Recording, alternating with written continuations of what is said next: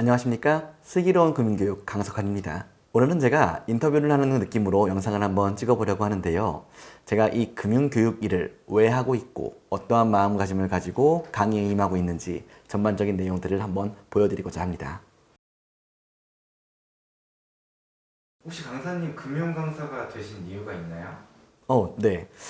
저는 대학원 시절 CFP라는 자격을 취득하였는데요. 해당 자격은 이제 국제공인 재무설계사라는 자격입니다. 이제 투자, 연금, 세금, 보험 등 모든 내용들을 망라하는 자격이다 보니 조금 재무설계사로서의 일로 저의 커리어도 시작을 했었죠.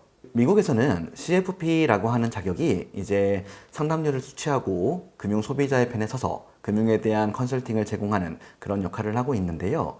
아직까지는 이 대한민국에서 이 상담료를 지불하고 상담을 받겠다라는 생각이 조금 생소하긴 합니다.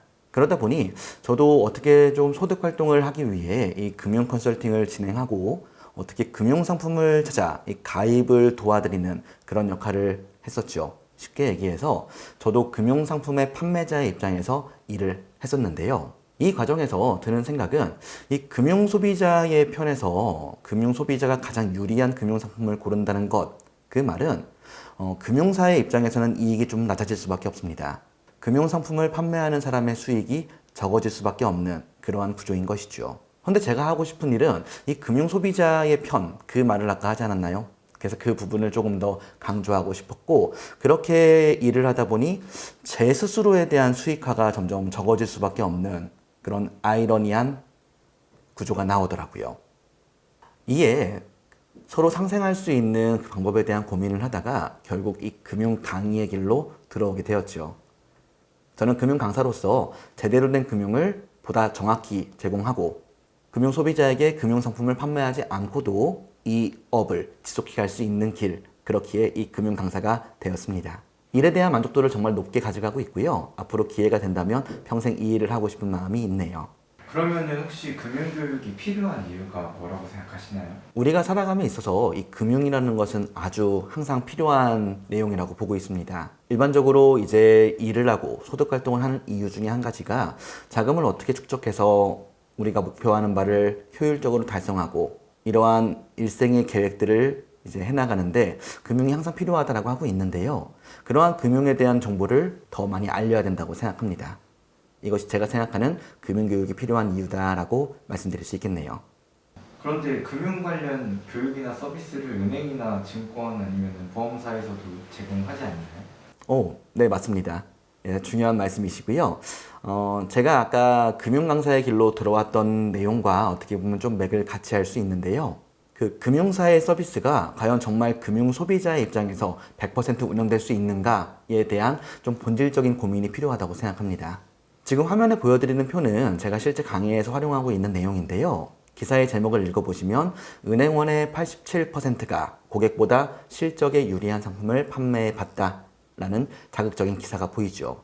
물론 은행원만의 이야기는 아닙니다. 은행, 증권, 보험사, 모든 금융사가 지금 현재 금융상품을 판매를 통해 수익을 창출하는 구조이다 보니 어쩔 수 없이 이해상충이 발생할 수밖에 없는 것이 현실이지 않을까라고 생각하고 있죠.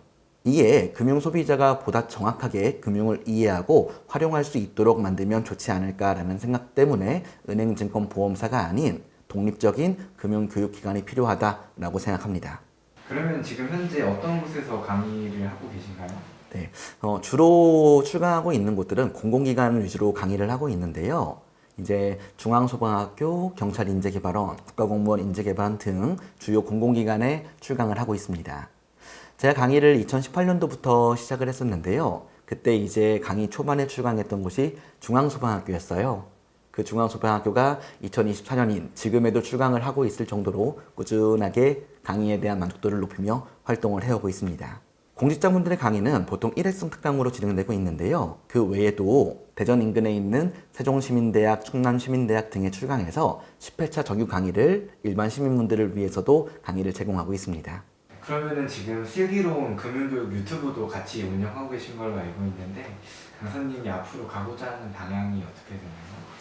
일단 이 유튜브라는 게 꾸준히 하기가 어렵더라고요. 그래서 제가 이번에 피디님을 모신 겁니다. 이제 앞으로 좀 꾸준하게 영상을 업로드해서 이 금융교육이라는 것이 요즘 정부에서는 초, 중, 고 금융교육을 좀 활발하게 하려고 노력하고 있는데요. 굉장히 좋습니다. 근데 이 성인들을 위한 금융교육은 잘 안 보이더라고요. 그래서 저 강석환 강사 스텝업 금융교육이라는 이름을 가지고 활동하고 있는데요. 제가 이 성인분들을 위한 금융교육을 조금 더 널리 알리고 우리 금융 소비자가 더 금융을 제대로 이용할 수 있도록 하는 것이 제가 이 유튜브를 운영하는 바이고 강의를 지속하고 있는 목표입니다. 그리고 더 나아가 이 금융 소비자에게 조금 제대로 된 금융 소비자를 위한 금융 컨설팅을 진행하고 싶은 것도 제가 가지고 있는 목표 중 한 가지입니다. 그러면 끝으로 한마디 해주신다면?